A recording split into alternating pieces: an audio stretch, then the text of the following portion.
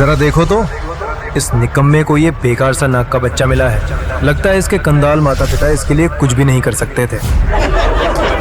लेकिन इसे शक्ति महल के इस महत्वपूर्ण मुकाबले में आने की इजाजत क्यों दी गई है?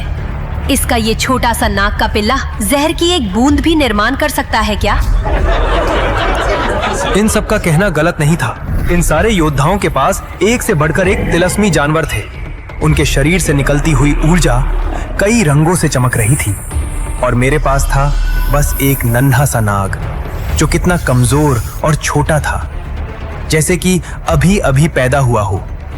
हमारे इंद्रपुरी साम्राज्य में तिलस्मी जानवर ही सब कुछ तय करते हैं। तुम्हारा भविष्य, तुम्हारी प्रतिष्ठा, तुम्हारा अस्तित्व। चलो इस निकम्मे लड़के को यहाँ से बाहर फेंक देते हैं। मेरे भेड़िए, विद्युत पर हमला करो। इसके बाद जो हुआ उसने सबको चौंका दिया। वो भेड़िया जैसे ही मेरे पास पहुंचा वो रुक गया और उसने मेरे सामने अपनी गर्दन झुका दी, जैसे कि वो कुछ जानता हो जो मुझे नहीं पता था। अरे ये हो क्या रहा है? आगे जानने के लिए हमें विद्युत की कहानी शुरू से सुननी होगी। क्या सिर्फ पैसों के लिए बेवकूफ लड़का 3 सिर वाले इस खूंखार शेर से लड़ रहा है? इसका दिमाग तो ठिकाने है। इंद्रपुरी के लोगों की आंखें आज सिर्फ विद्युत के ऊपर टिकी थी, जो इस वक्त 6 फीट के 3 सिर वाले खूंखार शेर के सामने खड़ा था। उसकी आंखों में एक आग थी, वो आग जिसमें आज कोई भी जलकर राख हो जाए, और उसके कानों में लोगों के वो ताने गूंज रहे थे। चल भाग यहाँ से, ना माँ का पता है ना बाप का। अरे मैं तो कहता हूँ इसे और इसकी दादी को इंद्रपुरी से बाहर निकाल फेंक देना चाहिए। आज के बाद कोई मुझे कुछ नहीं बोलेगा। और तभी वो शेर विद्युत के ऊपर झपटा। विद्युत ने अपनी पूरी जान लगा दी उसे खुद से दूर करने में, पर शेर का आकार बड़ा होने की वजह से वो शेर विद्युत पर हावी हो गया।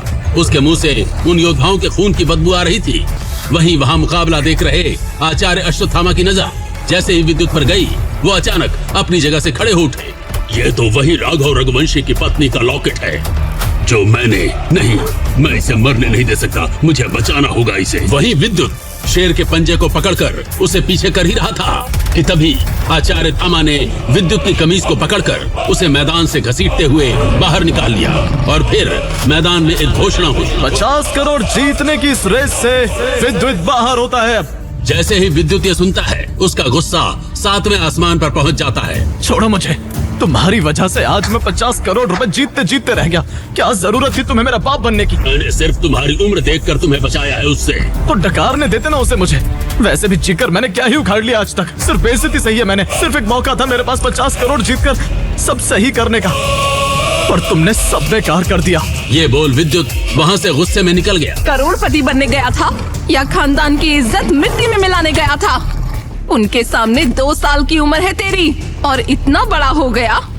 हाँ, अभी तक तूने जिंदगी का जी भी नहीं देखा और अपने सामने बैठे बुजुर्ग से ऐसे बात करता है। दादी की आवाज में एक अजीब गंभीरता थी। ऐसा लग रहा था जैसे वो बरसों से दबाई हुई कहानी आज बोल रही हो। विद्युत, तू जानता है इस दुनिया में कभी 7 महान योद्धा हुआ करते थे। उन्हें सुपर 7 वॉरियर्स कहा जाता था। ये 7 योद्धा इतने ताकतवर थे कि उनके नाम से ही दुश्मनों के होश उड़ जाते थे। हाँ दादी, मैंने सुना है, लेकिन वो सब तो रहस्यमय तरीके से गायब हो गए थे ना? गायब नहीं बेटा, उन्हें गायब किया गया और तेरे पिता उन 7 में से एक थे। क्या मेरे पिता सुपर 7 वॉरियर्स में से एक थे? ये कैसे हो सकता है? विद्युत को लगा जैसे उसके पैरों तले जमीन खिसक गई हो। उसकी आंखें फैल गईं। दादी ने उसके हाथ को कसकर पकड़ा। हाँ बेटा, तेरे पिता का नाम था Raghav Raghuvanshi. The thunder blade के नाम से पूरी दुनिया उन्हें जानती थी।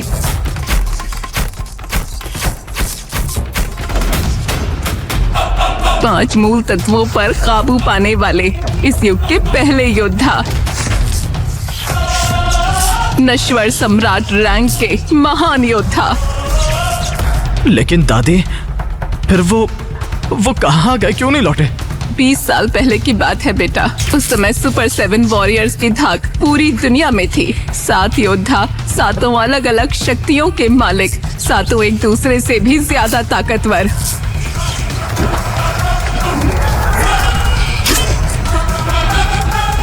उनके आगे कोई टिक नहीं सकता था। दादी की आवाज में गर्व था, लेकिन साथ ही दर्द भी। वो आगे बोलने लगी। पहले थे तेरे पिता Raghav Raghuvanshi, the thunder blade, बिजली की शक्ति के महान योद्धा। उनका वार इतना तेज था कि दुश्मन को पता ही नहीं चलता था हमला कब हुआ। तेरा ये भाला तेरे पिता का दिव्य अस्त्र है, विद्युत वज्र।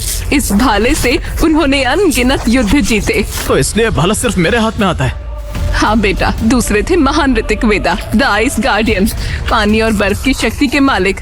आज जो तू उन्हें देखता है वो उस समय से कमजोर हो चुके हैं। उनकी असली ताकत तो बेटा वो पूरे समंदर को जमा सकते थे।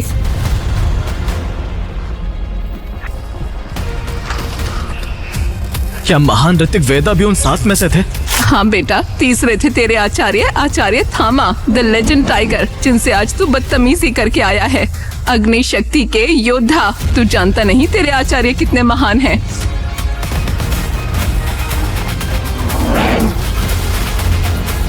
एक समय था जब उनकी आग से पूरे साम्राज्य राख हो जाते थे, पर उन पर एक श्राप लगा दिया गया, एक सील चढ़ा दी गई जिसने उनकी अधिकतर शक्तियां बांध दी। आचार्य पर सील? लेकिन किसने?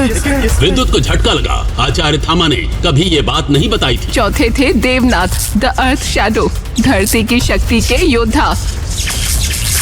वो जमीन से जो चाहे निकाल सकते थे। उनके हाथों में धरती के हर धातु, हर पत्थर, हर रत्न का नियंत्रण था।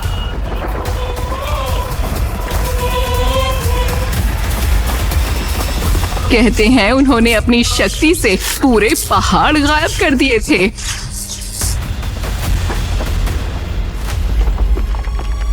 और बाकी 3? पांचवी थी महारानी वायु देवी, द विंड क्वीन, हवा की शक्ति की स्वामिनी। उनकी एक फूंक से तूफान आ जाते थे।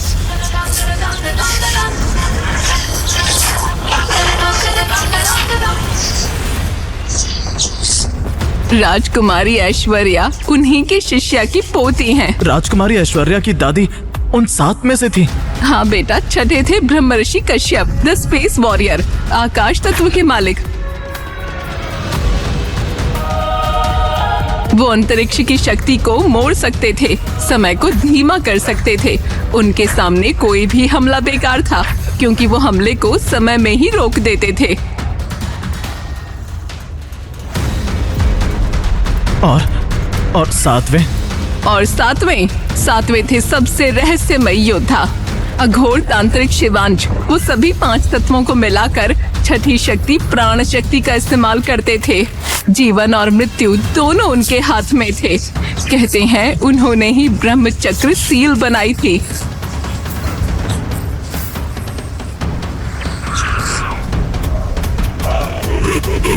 ब्रह्म चक्र सील?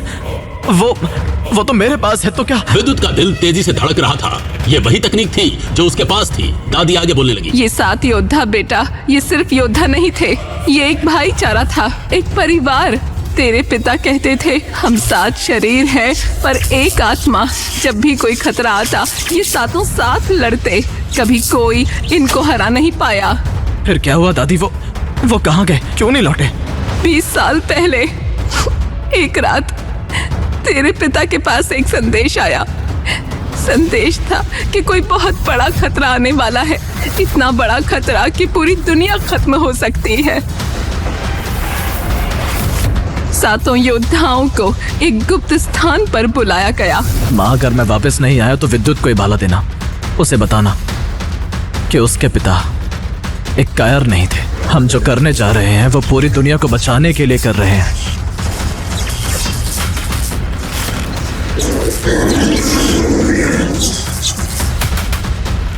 मेरे बेटे को बताना उसके पिता ने धर्म के लिए अपनी जान दे दी।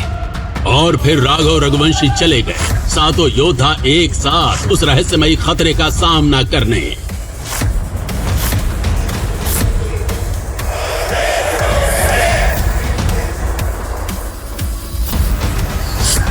तेरे पिता गए, 7 योद्धा गए। 1 हफ्ता बीता, 1 महीना बीता, 1 साल बीता।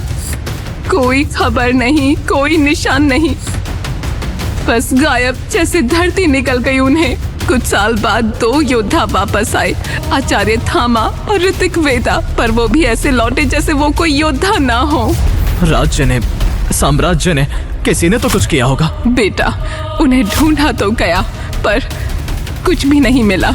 कुछ लोग कहते हैं कि वो मर गए, कुछ कहते हैं वो किसी दूसरी दुनिया में फंस गए, कुछ कहते हैं उन्होंने खुद को किसी बड़ी शक्ति में बदल दिया जो दुनिया की रक्षा कर रही है। आगे की कहानी जानने के लिए देखिए अगला एपिसोड सिर्फ पॉकेट FM के YouTube चैनल पर, और ब्रह्म योद्धा द डिस्ट्रॉयर के सारे एपिसोड्स को सुनने के लिए डिस्क्रिप्शन में दी लिंक से डाउनलोड करें पॉकेट FM ऐप।